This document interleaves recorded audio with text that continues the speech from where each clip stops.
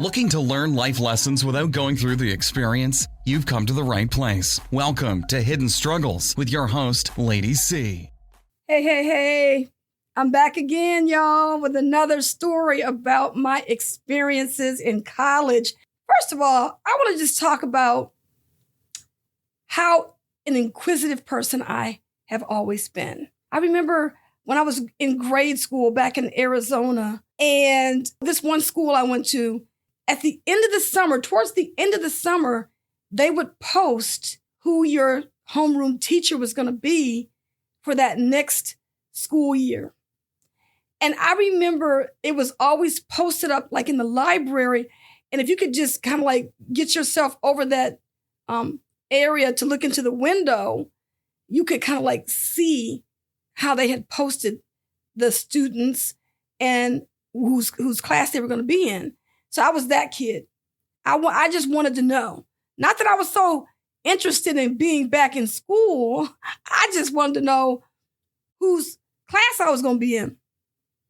Or I was that kid that couldn't wait to go buy the school supplies, and they give you that list. They used to give us a list of school supplies they want us to have. And I was that kid that wanted to go get all my school supplies. Not like, once again, not that I was all interested in being in school, but I was just wanting to be the first one to do something, right? So you can only imagine my experience after I was networking with some more of my classmates. And here I'm at the community college level thinking, okay, I'm at a school that only offers a 2-year degree. How do I get this 4-year degree? Where do I go? And at that time, I just had no idea where I was going to go. So I was talking to this one classmate of mine, and she told me, oh, you got to go over here. You got to go over there. But you got to just wait until after you graduate, with your associate's degree, and then you can go over there and check out what they want you to do over there. So I told y'all I was inquisitive, and it was like, I think I'm going to go over there now. I'm so excited about finding this 4-year institution that's going to award me my bachelor's degree. And I'm going to go over and take a trip like next weekend. That was my attitude. And that's exactly what I did. So I still had probably about maybe 6 classes to go, maybe at the community college level. When I went over to the 4-year institution, the university that I was going to be graduating from.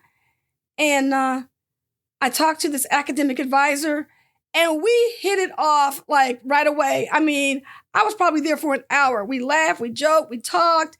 He told me, he said, he was so excited that I was there because most people don't come until much later. Like that girl said, don't go to after you graduate.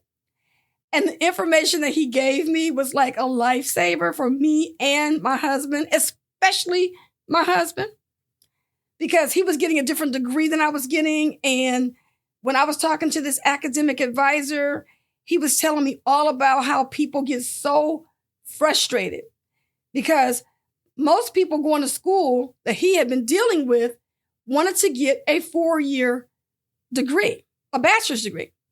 But he said, but what they don't know until they get over to the 4-year institution is that all those credits that they are racking up over here at the 2-year institution, they're not going to transfer at the 4-year institution. They're not coming over. And I was like, huh? You gotta be kidding. He said, nope. He said, they don't know that. Okay, so now let me just make myself clear. It's not that all of the classes are not going to come over. It's that some of the classes that are identified for the associate's degree for the major, the bachelor's degree will not need all of those credits. So you could probably be losing maybe 4 or 5 classes that you really didn't need to take if you would have done your homework in advance. So it's not that all the classes are not going to come over, and it's mainly the ones that are associated with your major. I'm gonna give you a case in point. If you're going to school for business administration, now this is just for this particular institution. Okay, so you got to check with all the institutions that you're going to be dealing with, but this is the experience that I had. And I would just recommend that you do your homework the same way I did mine. But if you're going to school for business administration and you're going to be awarded a bachelor's in business administration, all of the classes that you're going to be taking to get your associates will not transfer to that bachelor's degree. And he said, because people need to make sure what they want to do before they get started. Number one, you need to ask yourself the question, am I only planning to get an associate's degree? And if that's the case, you're good to go.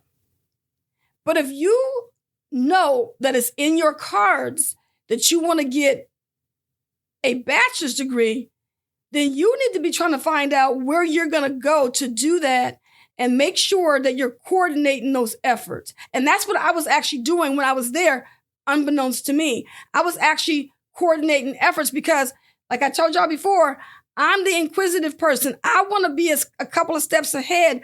I don't want to wait. I want to know something now. Okay. So I found out that my husband, because he was getting a bachelor's in business administration, he would not be able to get his associate's degree. He could get it, but it would be a waste of time for him because the community college that he was going to was requiring that he take calculus.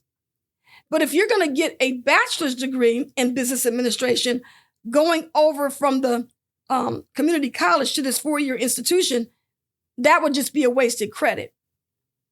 So at that point, he was like, oh, this is great.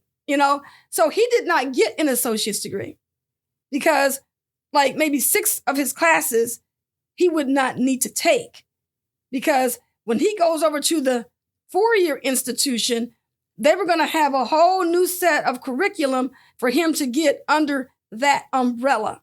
So he would not necessarily need all those extra classes. And the way he explained it was, if you're only going to get an associate's, then they want you to have the extra education. But because they had other things that they were going to replace those math classes with and stuff, then he would not need that, which means that he would have taken those classes, and he would have came over to the 4-year institution, and they would not have been able to use those classes unless he put them in his minor, which most people wouldn't even be able to do that, because even under those circumstances, the way they had things set up, it's set up in a situation where you can only put certain types of classes in a minor anyway. So he would have just lost those classes. So we were just really excited by the fact that you save time and money and you don't lose any classes. Okay, so I hope these tips were helpful to you in, making sure that you are just as inquisitive as I am when you're out trying to find out information about your degree, because you do not want to waste time.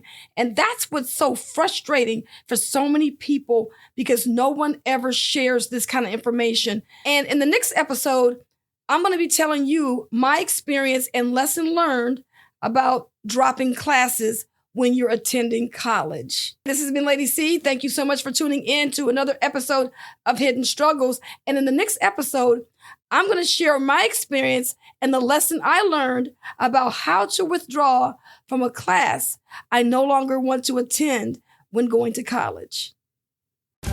Thanks so much for listening to Hidden Struggles with your host, Lady C. This program was sponsored by Critical Thinkers, online at hiddenstruggle.com. Feel free to send an email to info@hiddenstruggle.com, and we'll catch you next time on Hidden Struggles. The views and opinions of our guests do not necessarily reflect the opinions of Critical Thinkers.